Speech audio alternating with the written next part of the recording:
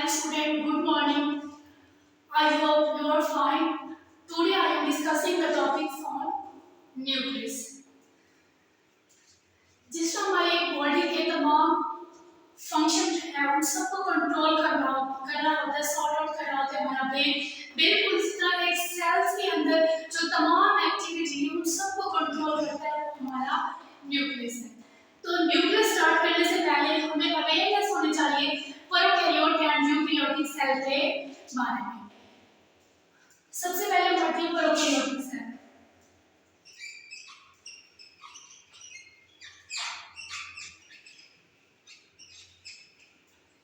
ऐसे सेल जिनके अंदर एक प्रोमिनेंट वाजी न्यूक्लियस होता है, प्रोकैरियोटिक सेल्स जिनमें वाजी किस्म का एक न्यूक्लियस पाया जाता है।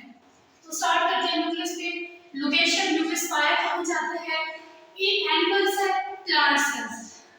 इन एनिमल सेल जानवर के अंदर न्यूक्लियस एट द सेंटर, बिल्कुल सेंटर के अंदर पाया जाता है, जबकि इन प्लांट सेल्स, पौधे के सेल्स के अंदर न्यूक्लियस साइड पर धकेल दिया जाता है, पुश कर दिया जाता है due to large number of vacuums.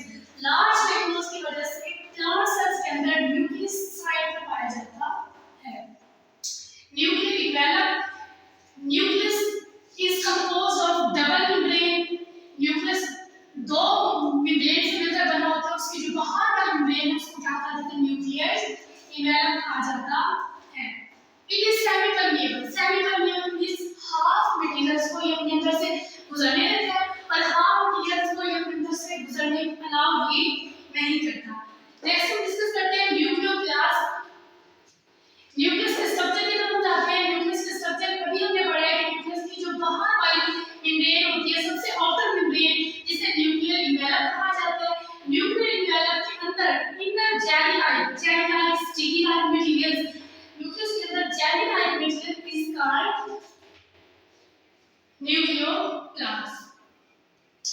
Chromatic materials, nucleoplast thread like structure. Nucleoplast के अंदर थ्रेड लाइक धागे नुमा कुछ छोटे-छोटे साख्तें पाई जाती हैं जिनको क्रोमैटिक मटेरियल्स कहा जाता है।